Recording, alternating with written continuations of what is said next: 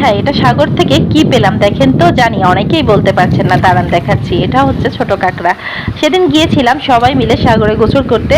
যেহেতু আমরা প্রায় সাগর পাড়ে যাই, কিন্তু সেটা যাই বিকালের দিকে। আর বিকালের দিকে গেলে কখনোই আমি পানিতে নামি না এবং বাচ্চাদেরকেও পানিতে নামতে দিই না।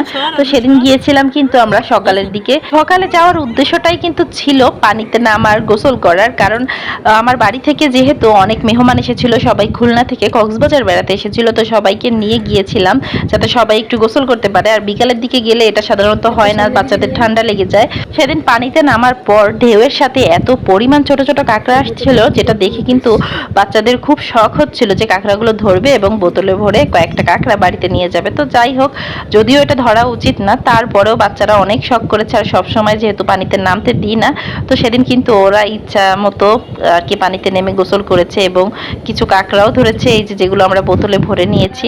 তো সত্যি কথা বলতে খুবই মজা হয়েছে। আর বাচ্চারা যখন খুশি হয় তখন কিন্তু সবকিছু মিলিয়ে আমাদেরও অনেক ভালো লাগে। তো ভিডিওটি কেমন লেগেছে অবশ্যই জানাবেন। ভালো লাগলে একটু সাবস্ক্রাইব করে আমাদের পাশে থাকবেন। অনেক অনেক ধন্যবাদ ভিডিওটি দেখার জন্য।